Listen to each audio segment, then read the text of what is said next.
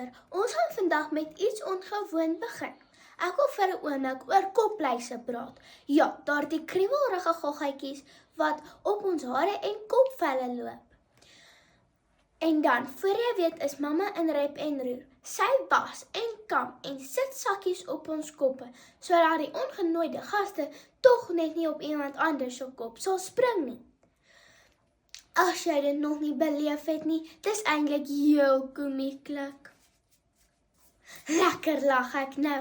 Ek dink ek het iemand gesien wie aan hulle koppe gekrap het. Kan u die kriewel op die hare voel? Voorsitter, is dit omdat ons die slegste verwag? Iemand praat net oor 'n klein ou kopluisie en voor dadelik, sonder dat ons lief agterkom, verwag ons die ergste. Dis asof jy in jou eie oor fluister. Is daar iets in my hare?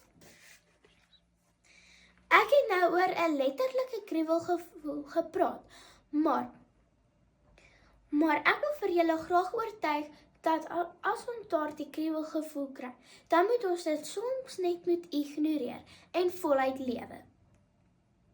Op mamma se Facebookblad lees ek en sy 'n artikel met die naam Besige kinders is goeie kinders.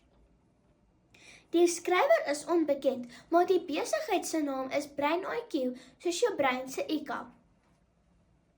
En hierdie artikel bring my na my eerste punt. Volgens die artikel is daar soveel voordele vir kinders om te beweeg, van nuwe breinselle wat vorm na nuwe voordele vir jou hart en jou longe.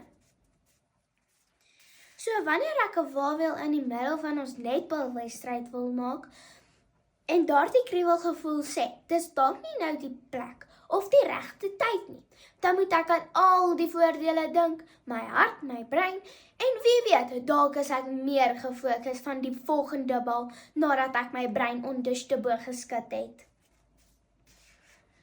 Tweedens, om te veel na die kriewelgevoel te luister, mag my dalk 'n bangbroek maak.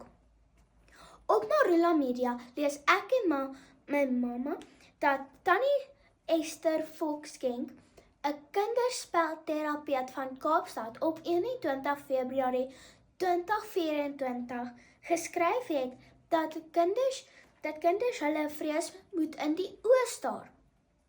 Sy sê, van vandag is al die kinders meer versigtiger as die vroeër generasies. Dalk is dit omdat ons heel naweek vir die skerm wil hê, in plaas daarvan om buite rond te jakker. Sy skryf dat ons moet leer hoe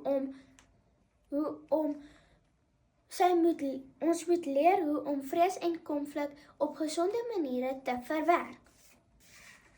Ek hou baie daarvan om met 'n sagte liggie aan die slaap te raak. Maat, julle verstaan mos, soms kry 'n mens daai kriewelrige gevoel dat daar iets onder jou bed is. Maar